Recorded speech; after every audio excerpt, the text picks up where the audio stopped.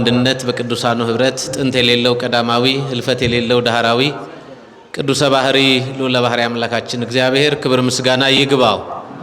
ለቃል መውረድ ለስጋ እርገት ምክንያት የሆነች አፍጣኒተ ረድኤት ሳሊተ ምህረት ምዕራገ ጸሎት እማ አምላክ ወላዲተ አምላክ ድንግል ማርያም ጣዕሟ ካንደበታችን ፍቅሯ በልቦናችን ይደርብን።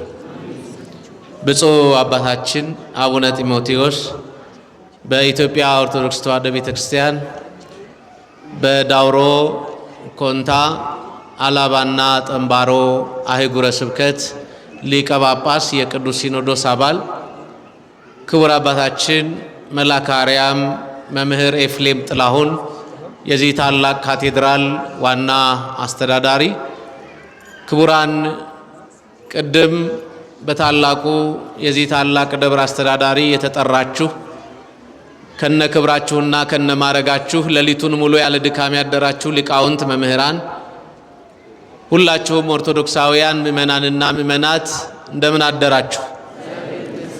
ማርያምን አይሰማም። እንደምን አደራችሁ? እንደምን ሰነበታችሁ? የብፁዕ አባታችን ሐሳብ ሁላችንንም ሐዘን ውስጥ እንደከተተን ልባችንን ችግሩ እንደጎዳው የኢትዮጵያ ኦርቶዶክስ ተዋሕዶ ቤተክርስቲያን በተለይ በደቡቡና በምዕራቡ ክፍል ምን ያህል መከራ ውስጥ እንዳለች ሁላችሁም ልታውቁት የሚገባውን መሰረታዊ ሐሳብ ብፁዕ አባታችን ነግረውናል። ወደዛ ዝርዝር ከመሄዳችን በፊት ግን ጥቂት የተወሰነ ነገር እንድንሰማ ስለምፈልግ እስኪ ሁላችሁም አንድ ጊዜ ገብርኤል በሉ። ድገሙት። አንዴ ድገሙት። ገብርኤል ማለት እግዚእ ወገብር የእግዚአብሔር አገልጋይ የእግዚአብሔር መልእክተኛ ማለት ነው። ይሄ መልአክ በብሉይ ኪዳን እነ ዳንኤልን ሲረዳ እናቀዋለን። ይሄ መልአክ ሰለስቱ ደቂቅን ሲረዳ እናቀዋለን። ይሄ መልአክ ቂርቆስና ኢየሉጣን ከመከራ ሲያወጣ እናቀዋለን። ይሄ መልአክ ዘወትር በእግዚአብሔር ፊት እየቆመ ስለ ሰው ልጆች የሚባልድ የሰው ልጆችን ጎደሎ የሚሞላ መልአክ እንደሆነ እናቀዋለን። ይሄ መልአክ ሰውና እግዚአብሔርን ሰማይና ምድርን ያስታረቀ መልአክ ነው። የአዲስ ኪዳን አዲስ ዜና ያሰማ መልአክ ነው ቅዱስ ገብርኤል። በረከቱ ለሁላችንም ይድረሰን ክርስቲያኖች። ታዲያ ብዙ ርዕስ ፈለኩና ላስተምር ፈልጌ ብዙ ርዕሶችን ለምን ሰውን ርዕስ አላረግም አልኩኝና ገብርኤል ብዬ ርዕስ አደረኩ። እስኪ ገብርኤል በሉ። ስለዚህ ገብርኤል የሚለው ቃል ርዕስ ይሆናል አይሆንም? ገብርኤል ማለት የጌታ አገልጋይ፣ የጌታ ባሪያ፣ የጌታ መልእክተኛ ማለት ነው። ሊቃውንት ገብርኤል የሚለውን ቃል እግዚእ ወገብር ብለውታል። ጌታና አገልጋይ ብለው ተርጉመውታል። ጌታ መባሉ ለፍጥረታት ሁሉ በእግዚአብሔር የተሾመ ስለሆነ እግዚአብሔር በተሰጠው ጸጋ በቅዱሳን ሕይወት ውስጥ እየሰራ የሚኖር መልአክ ነው ቅዱስ ገብርኤል። በነገራችን ላይ የዓለም እርቅ የተከናወነው በቅዱስ ገብርኤል አማካኝነት ነው። ሰማይና ምድር የታረቁት በቅዱስ ገብርኤል አማካኝነት ነው።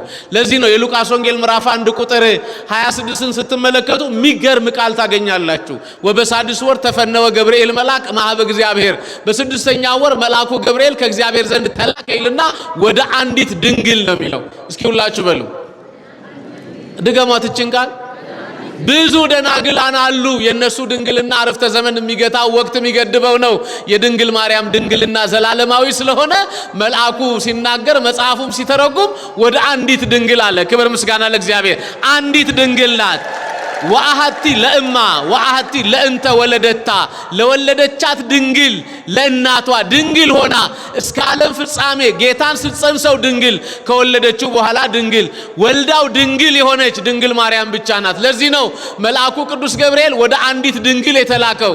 ያቺ ድንግል ደግሞ ሰውና እግዚአብሔር፣ እግዚአብሔርና ሰው፣ መላእክትና ሰው፣ ሰውና መላእክት የሚታረቁባት የሐዲስ ኪዳን ሰው ወደ ሰማይ የሚሻገርባት እግዚአብሔር ምሕረቱን የሚያፈስባት የሐዲስ ኪዳን ሰረገላ ድልድይ መመላለሻ ሆነች ድንግል ማርያም። ክብር ለወላዲተ አምላክ ይሁን ክርስቲያኖች። ስለዚህ እቺ ድንግል ማርያም የመላኩን ድምጽ ነው የሰማችው። የማንን ድምጽ? ድገሙት። ድንግል ማርያም የሰማችው ድምጽ ብቻ ነው።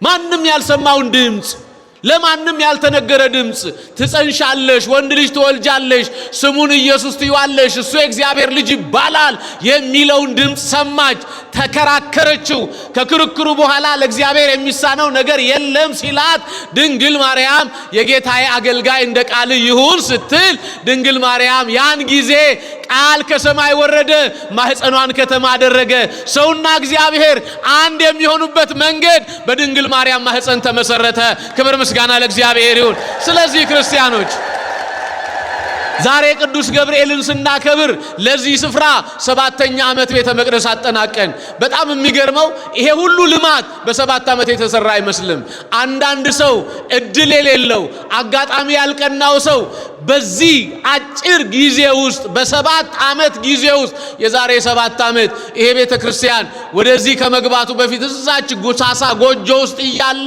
መልአከ አርያም ኤፍሬም ጠርተውኛ አቀዋለሁ ምን ይመስል እንደነበር ይሄ ግቤ የነበራችሁ ሰዎች ታስታውታላችሁ ዛሬ እግዚአብሔር ይመስገን ዙሪያውን በመላእክት እንደተከበበ ደብሩ በህንጻ ተከቦ የበረከት ስፍራ ሆኗል ማን ይመስገን አመስግኑታ እግዚአብሔርን ስለዚህ መልአከ አርያም የጥበብ የልማት የማስተዋል የበጎነት አባት ብቻ ሳይሆኑ በቅንነት መቅደስን የሚመሩ ቤተክርስቲያን አሐቲ ናት ብለው የሚያምኑ በመሆናቸው የደቡቧን ኦርቶዶክስ ተዋሕዶ ቤተክርስቲያን እንዳትጎዳ አደጋ እንዳይደርስባት ምእመናኖቿ እንዲጠበቁ ዛሬ እውነት ልንገራችሁ ለዘጋው ነው ማይክሮፎኑን ዛሬ የማን በዓል ነው ንገሩኝ የማን በዓል አቤት እናንተ ተጠንቀቁ እሺ ዩቲዩበሮች የማን በዓል ነው